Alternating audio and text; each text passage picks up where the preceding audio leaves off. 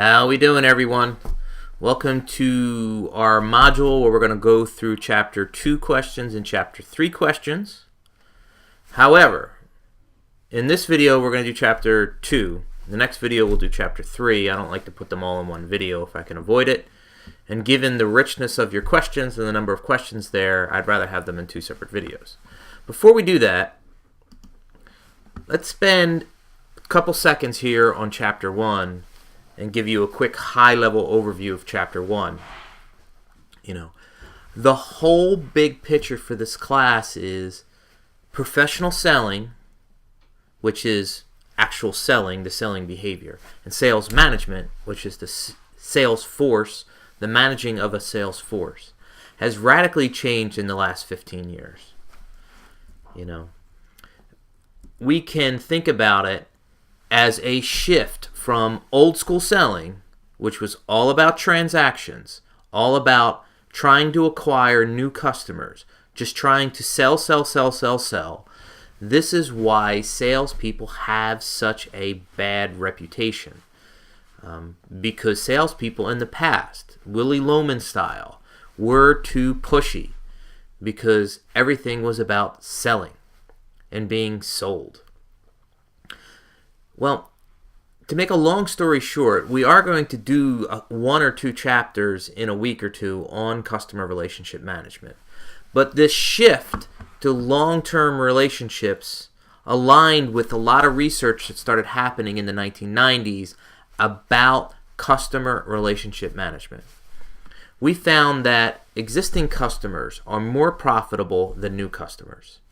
Existing customers tend to purchase more, both in frequency, the number of times, and larger amounts than a new customer would. Existing customers are substantially more loyal.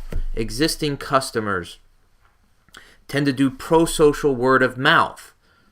Existing customers may bring other customers to you.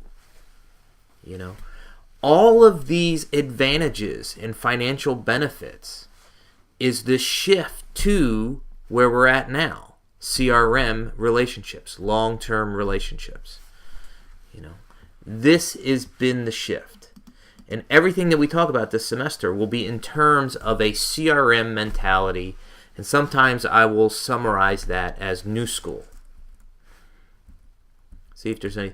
So old school, transaction selling; new school, relationship selling; CRM selling. Anything else here?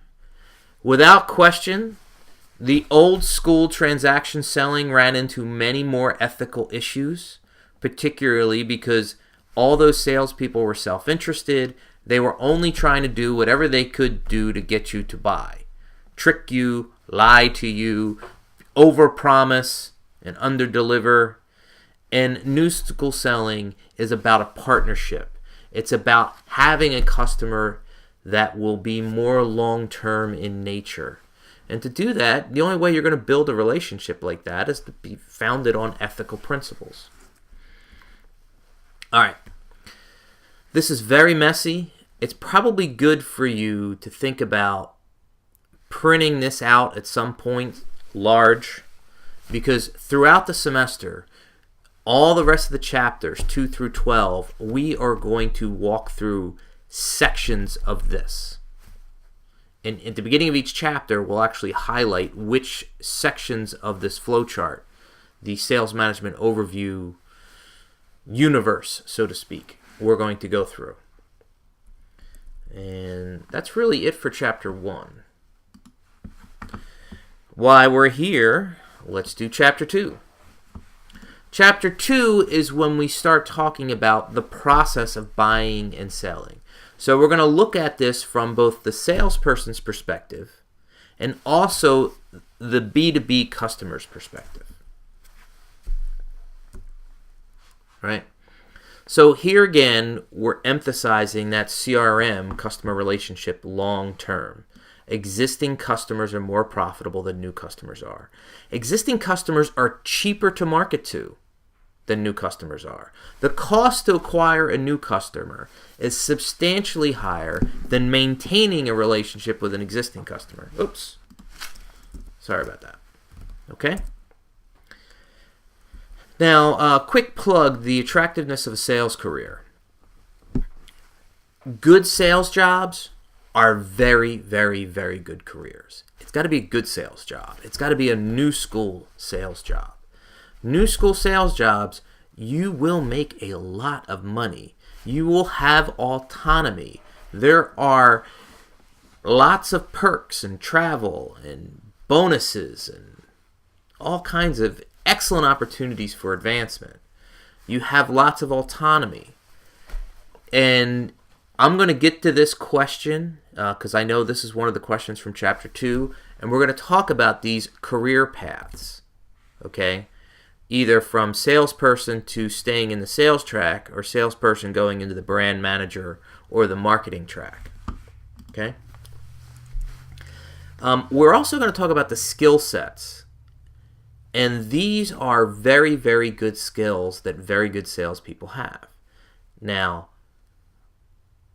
there is a question in Chapter 2 about leaders are born versus made. Hold that thought for now.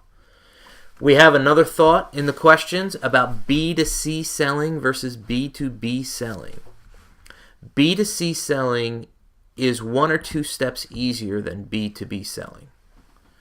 B2B selling, we are selling to a group. The person we are talking to is probably not the person that can cut the check to buy your product or service. There may be 3, 4, 5 people that have to sign off on the deal in B2B. When in almost all B2C scenarios, you are talking to the buyer, the user, and the decision maker all at the same time. This is 1, 2, 3 degrees easier than this is to do.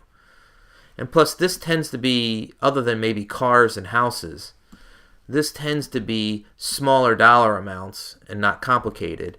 But when you're talking about a $50 million aircraft engine contract deal, $1.2 billion worth of locomotives, this is substantially more complicated. Now, the steps in the selling process, prospecting to closing and servicing the account, okay, these are all the steps that a salesperson goes through. Now, this is organizational buying decisions. This is from the perspective of the B2B buyer, where there is these different stages. And in a question, I'm going to align these two in a second. Okay? All right, let's get to those questions for Chapter 2. So what I did was I took all your team journals and I mashed them together. So I have a list of all the Chapter 2 questions right here. I would prefer, for future reference, the next time you guys do a team journal, is have all your nuggets from all your individual team players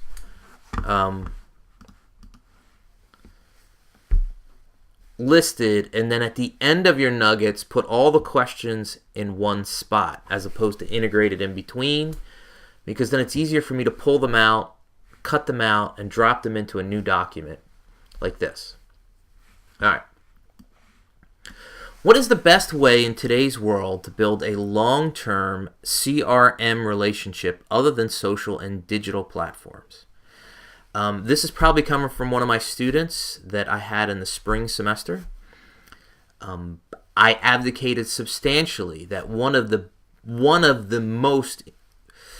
an excellent strategic reason to use social or digital is to build and maintain CRM relationships. It's not the only one. I think it's a very good one. I mean, traditional face-to-face or partnerships is a great way. Solving a common problem together, a design problem, an environment, a resources problem, is a great way to build a long-term relationship. In essence, if we're in a relationship, you do something for a partner does something for you do something for a partner does something for you. I like to think of relationships as symbiotic. So any way that you can help, the other word besides symbiotic is help. I love the word help. Anytime you can help someone out, you are starting a long-term relationships. And perhaps social and digital tools can help you help a partner out. But really, there is no one best way. But broadly speaking, be helpful, symbiotic relationships, long-term, CRM, use social tools to help you. Can you further explain what the author meant by being a con of being a salesperson in isolation, and describes that out of sight, out of mind? So, a salesperson, if they're in a virtual office or they're in a home office, they're not at corporate. It's a little bit more difficult to manage a salesperson that you don't see every day. It could be the case that the salesperson only goes back to corporate once, twice, 3 or 4 times a year on the high side, once a quarter, maybe for training, maybe for an update, maybe to touch base, maybe to turn in expense reports, maybe to collect commission checks. So sometimes these salespeople are out of sight, out of mind, because there's little to no communication. To me, I put the onus on the sales manager. The sales manager may not be seeing the salesperson, but if he or she is not talking to he or she on an ongoing basis, there's a problem. Whether that's live chatting, either video or audio, or it's asynchronous, text or email, out of sight, out of mind is a problem that the manager of the sales force is not doing a good enough job. Do you think B2C salespeople require different skill sets than B2B people? Broadly speaking, no. I would say that 80 to 85% of the skill sets that you need as a salesperson, you would do in both B2B and B2C selling. Now, 75%, 80%, easily the same. The issue is the length of time contracts get done, the complexity of the sales process, the size of the sales. That makes some of these more challenging. Chances are there's no team selling here.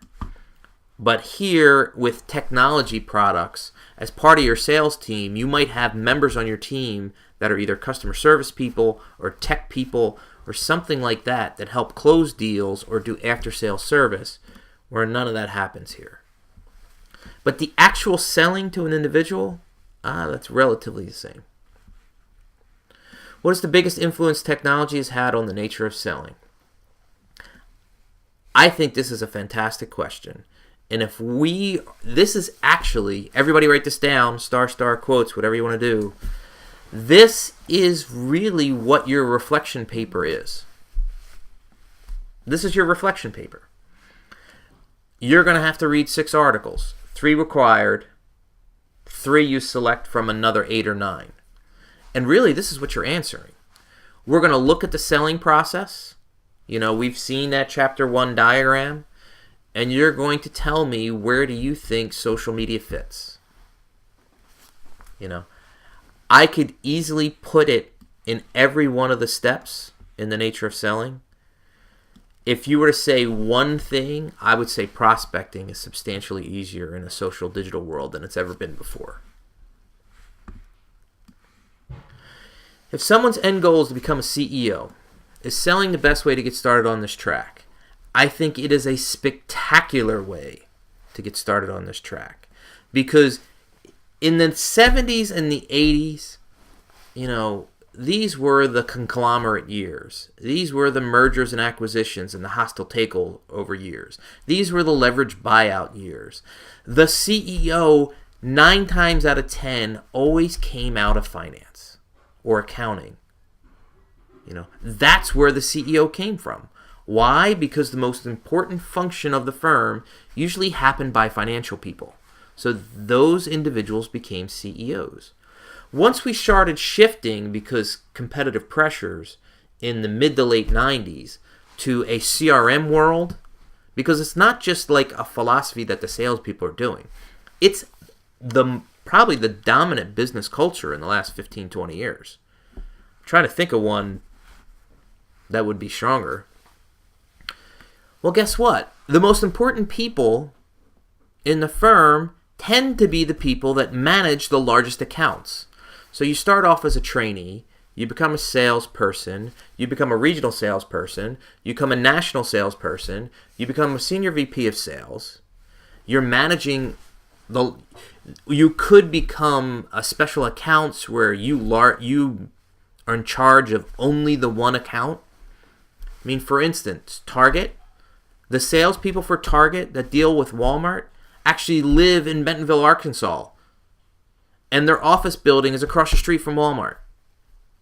And those people, because Walmart is 15-20% of all of Target sales annually, might be even higher, those people tend to have the fastest track to higher level positions because they did the best handling the most important account. A lot of salespeople who have that sales experience and have the relationships and know the customers really, really well, especially in B2C scenarios when there isn't a whole lot of consumer marketing, who knows the customers, the industry better than someone who's been in the field for 10 or 15 years? Those tend to be people who make really good marketing managers in B2B scenarios. And they have the fastest track up the chart in the firm. You don't need to see actual data. All you have to do is look at the Fortune 500.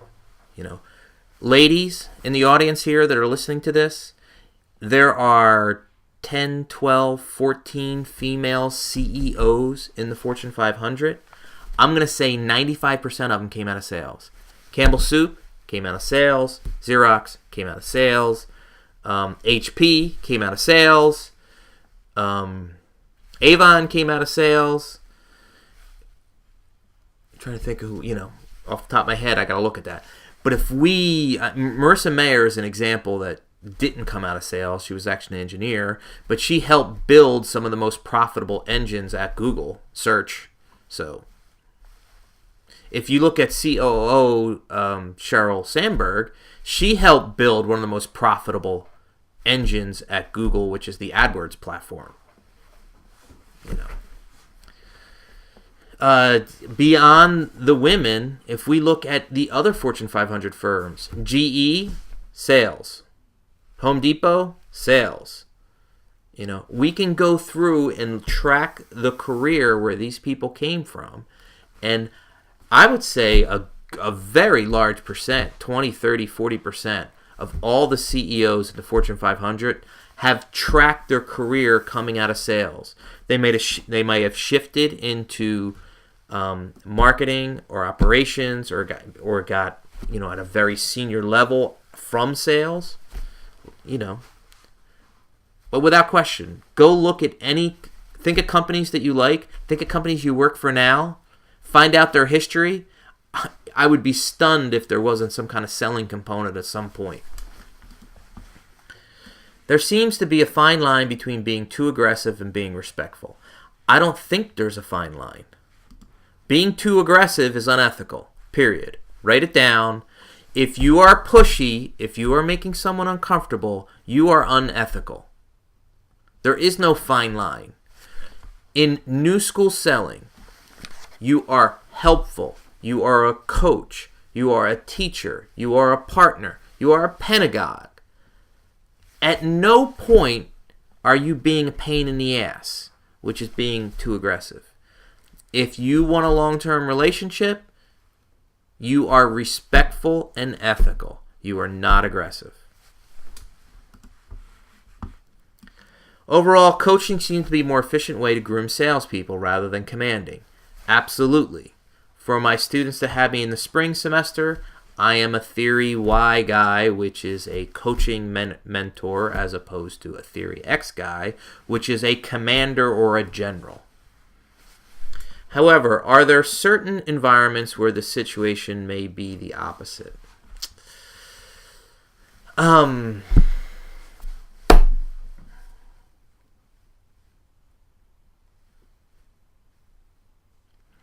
Usually it's crisis, really. I'm trying to think of a sales scenario where there's crisis.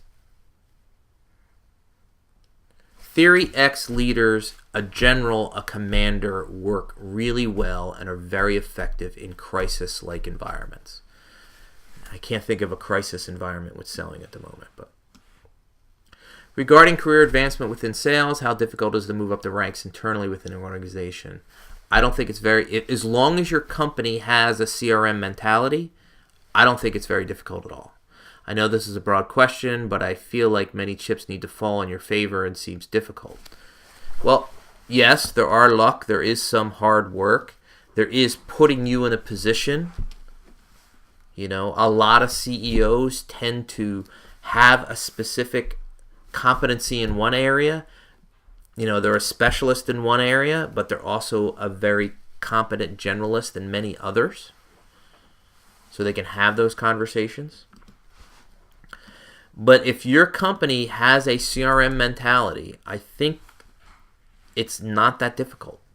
Because in a CRM world, you will get, as a better salesperson, you will get bigger and more important accounts. And then you become very influential within the firm by being the manager of the dominant revenue stream for the entire firm. How can we find the balance faster? How do you as a sales leader effectively coach that balance? I don't know.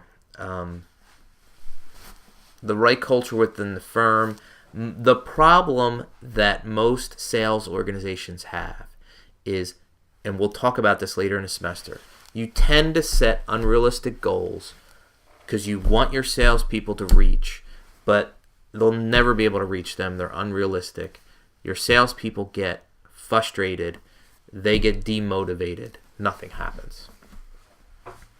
I think the balance is, finding the right set of goals that match the incentives, that they still have to work hard, but they're reachable providing that they work hard.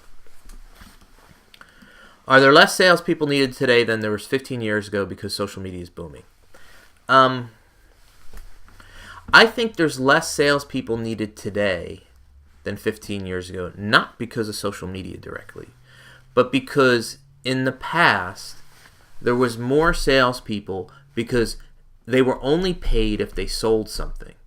So it wasn't a big deal if you had 10 salespeople. They were all paid on commission. They were all super aggressive out there. And whoever sold anything, you only owed them money if they sold something. That was very common more than 15 years ago. Today, I think there's less salespeople because the salespeople tend to be more relationship oriented. We're spending more time with existing customers than we are trying to find new customers. So maybe a third less than 15 years ago. Also, depending on the industry, like the pharmaceutical industry is down probably 40%. The question that may arise is whether or not one has to be born to be a salesperson. Emphatically, no. Absolutely not. I am very, very, very, very, very much in the philosophy you do not have to be born to be a salesperson. To be a salesperson, granted, there are some people that have very good skills from the outgo, but can only take them so far. It's like some kids at age 10, they can kind of hit. They never really had any lessons. You throw the ball and they intuitively get that they can hit a baseball. But if they don't develop further by the time they're 17, they're not going to be able to hit the baseball any better than they did at 10. Because they're just doing it on intuition and not learning. It's like being a leader. Leaders are not born, leaders are made. Salespeople are not born, salespeople are made. Sure, some people might have some skills that from the get-go helps them ramp on a little bit faster. But it doesn't make them a good salesperson. Given the excellent service after the sales bolsters customer loyalty and long-term relationships, what's the average retention time for the following types of B2B selling? Resale, it depends on the institution. It depends on the firm. It depends on how fast the technology. There is no ratios here. These are all industry or firm specific. You know, hopefully you have retention ratios north of 90%. I don't care what the situation is. If you spend the time and money developing a relationship and you don't spend the time and money maintaining that relationship, all that money you use to gain the first time buy, is wasted because you don't get the second time buy. Is selling from a supplier position. In other words, maybe an outside sales force, would be a good strategy to open a door to include not selling the entire package, but selling a niche product or service. Well, if your product or service is niche oriented, it's cheaper not to have an internal sales force. This question, when I read it, is like, do I want an internal sales force versus an external sales force? And we're not there yet in the chapter. Many firms use external sales forces. If you have a niche product or service, you need an external sales force, because you just don't have enough new product or service to keep calling on the same set of customers all the time. How can flexibility is the key asset to modern sales organization and world-class selling organization to understand this and strive to develop standard operating procedures for their people to follow? Both achieved, especially since they complain about micromanagement of bosses and rules and standards operating between the freedom of their job as they see fit. Is it really possible to have standard operating procedures and still be nimble and flexible? I say yeah. Now, a lot of people think that we have to have a list of rules, where I would rather have a list of cultural touchstones. For instance, be helpful. Being helpful is not a rule. It's a philosophy. And within the realm of being helpful, solving problems, be a problem solver. Within the realm of being a problem solver, you decide how you solve problems. That's not micromanaging. I see more of a cultural thing. Sales organizations in the past were very rule-oriented. Okay? Why? Because they were more they were more top-down, they were more general, not coaching, not theory Y. That's changing. It's stated that the sales process should mirror the buying process. Not directly mirror. And the sales process contains 6 steps: prospect, open, qualify, present, close, service. The buyer's process contains 7 steps: problem, needed items, search for supply, acquire bids, acquire select suppliers, order routine, performance, and feedback. How do they mirror? All right, so we're the buyer. We understand we have a problem. We try to find what we need. We do some search for suppliers. We acquire bids. Well, this search for suppliers and acquiring bids is when a salesperson would come and present. Now, if you select a supplier and you make an order, this is closing.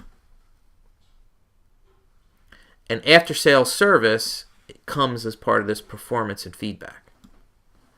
All these other things leading up to identify problems and needs, that's something internal to the firm. And prospecting, opening, qualifying, that's something internal to salespeople.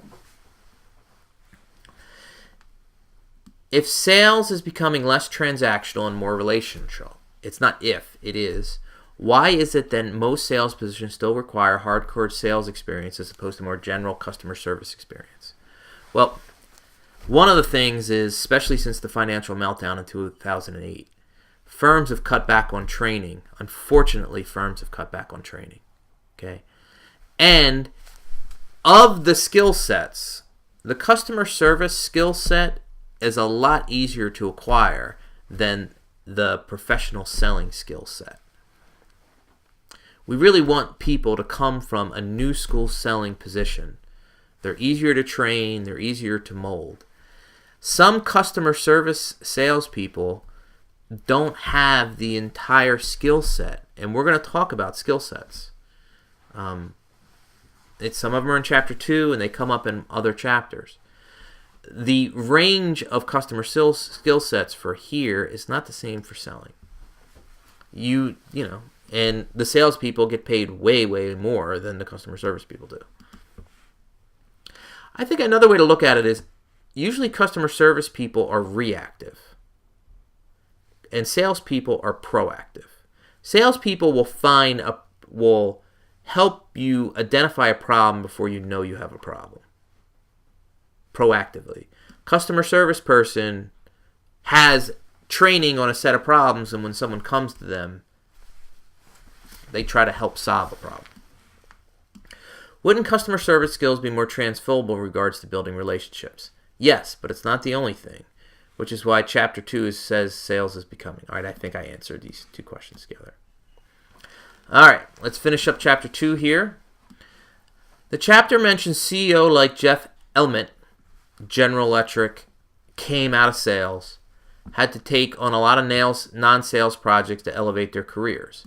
So they were very high up in the sales vertical, but then he needed to learn operations, dealing with a profit and loss, balance sheets. What are some of the non-sales tracks related to a salesperson must engage to rise to upper management? I mean, think about it this way. You come out of sales, you're in charge of 20% of the operations for revenues for a particular firm. But then that doesn't mean you can easily just become the CEO. But what happens is one of these really good people coming out of the sales organization then gets into a senior VP of operations position, where then you have all the operations, marketing, selling, accounting, finance people coming to you. That is a way that, you're in a non-sales related task or position that will help you rise to the CEO post. And, Emmett probably spent the first 15 years of his career at GE in all sales. Spent about 10 years or so in operations or senior management. And then that from the senior management pool is how you get pulled into the really high levels of the firm. What is the best way to hire a sales manager from within? We're going to talk a lot about culture and ethics throughout the semester, and it's very difficult. It's very challenging to hire a sales manager from outside to then come in and manage a sales force. It is much easier to have someone within a territory that knows that territory or knows that product or knows that vertical as a salesperson to then manage a sales force. Basically, you're becoming the manager of a bunch of stuff that you used to do 6 months ago. That's the best scenario. Customer service is important in sales. What can a sales manager do to ensure their team stays ahead of customer needs? It's an ongoing dialogue. It's not selling to a customer and then not talking to them again. You maintain a dialogue. You maintain a back and forth. Symbiosis only works if there's two. It takes two to tango. How can a sales team ensure that they understand what the customers want? Easy. You ask them. You repeat. You have a dialogue. You have a conversation. You have a back and forth. You're not deciding anything in isolation and trying to push it towards a customer and trying to persuade them this is what they want. That's old school. New school is you decide together. I'm a consultant.